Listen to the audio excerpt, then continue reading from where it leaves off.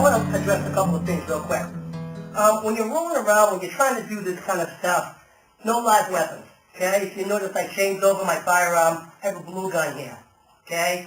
I don't want to have any live firearms on me when I'm rolling around, whether I'm by myself or anyone. The quick draw system is really about being underneath somebody and being able to access your weapon. When I'm on top, when I'm just fighting on top, it's a different story because I can move around. Everything's the same as when I normally fight. But as soon as I get on the bottom, nothing's the same. Everything is different. So the quick draw system is really developed and based around a guy being on the bottom and losing the fight. So now you have to access some sort of weapon to win that fight, okay? So as I started going through the training, we found out that first was our sidearm, right here. Okay, let's move this aside for a second. If I was on the bottom and I was on this side, obviously you see I can't get that sidearm. There's no way.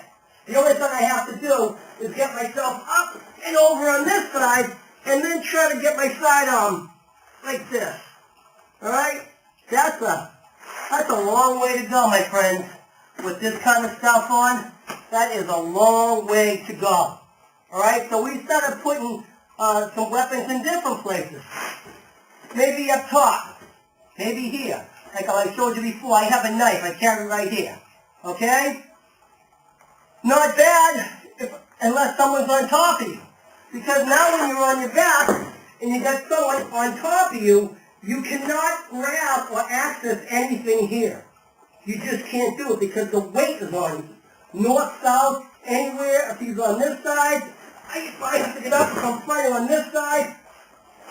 So you see, everything that I do is restricted and limited. I don't have much movement. I have about here and here. That's it that I have freedom on. I can sit up as long as nobody's on me because remember, I have this weight, my chest protection. Everything is gravity is holding me down. To sit up, there's a lot of weight that I have to pull up to do that. And even when you're in jiu-jitsu, when you try to sit up like that, it's really not right. Really what you should do, turn on your hip and then sit up. See, I'm a little bit better at that, but still I'm hindered. So I really don't have a lot of options when I'm on my back. Somebody's on top of me. I have all this gear on, and it's a bad surface, ice, mud, slippery surface.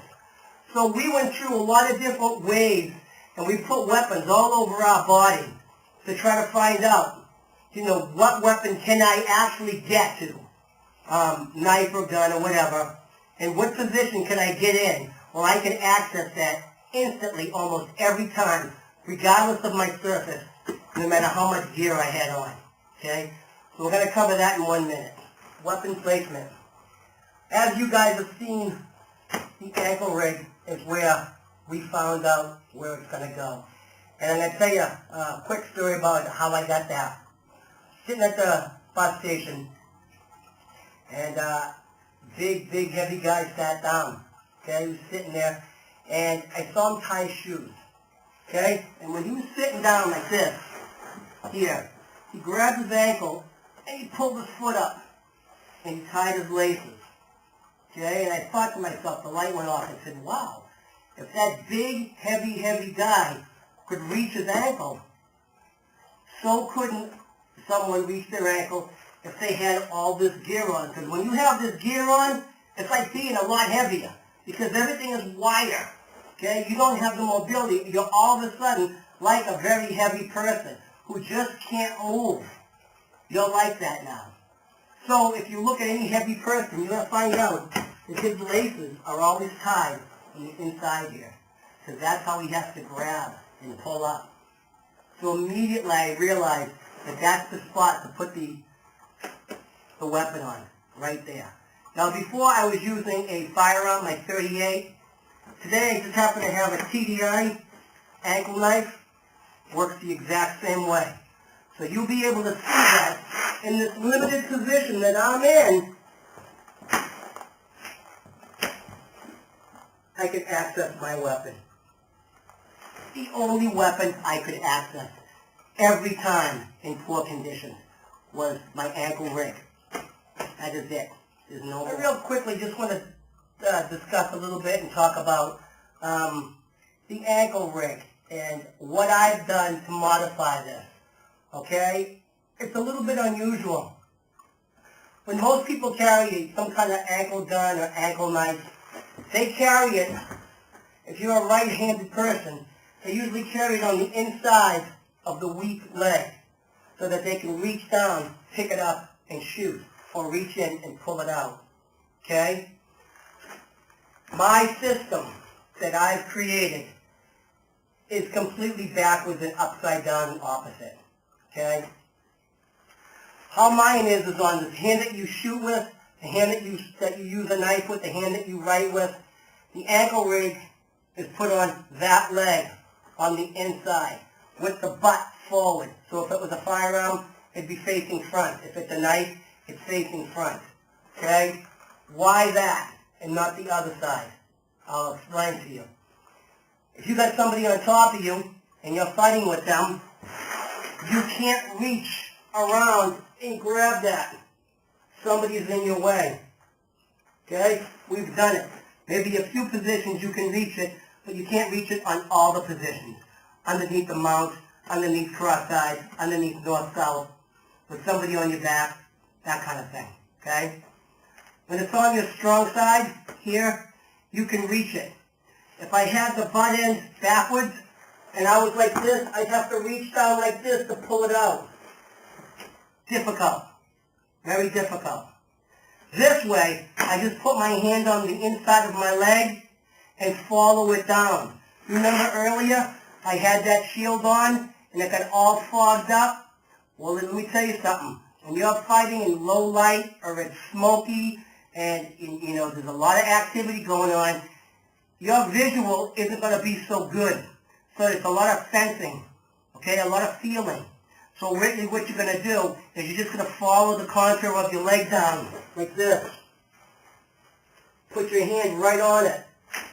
Come straight out. See? That's how it's done. I'm showing this to a weapons historian, a guy in Boston. He's runs a museum for, you know, military weapons and just all sorts of weapons. Firearms, guns, Revolutionary War, Civil War, all sorts of stuff. And I was showing him my system because he was very curious about it. And when he saw my setup, he basically, he said to me, well, you know, Joe, you're really not the first person to do that. And I was a little shocked because I thought I, you know, created this. I mean, I've never seen it before. And he said in the 1800s, the cavalry used to have butt forward when they had their sidearms here. Okay, the butt used to be this way. And it was done so that they could have a sword in one hand and reach down and pull out their gun with the other. Or while they were riding on horseback, they could do a cross draw and pull out. And as I said, I remember Wild Bill Hickok, he had both sides forward. Okay? So, a good thing, it seems to always circle and come back around.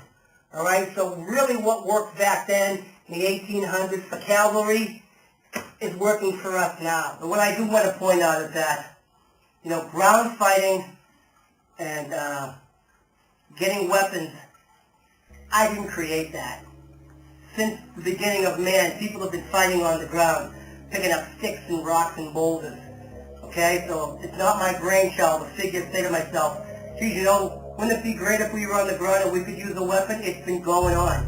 Every war, everything. People have been fighting on the ground using weapons. Billy the Kid, William Bonney, killed his first guy on the ground. And what I suggest you guys to do if you're really serious about real world fighting is you get out into the elements and you start trying your stuff out in the snow and bad climates. Okay? God bless. We'll talk to you later. Take care.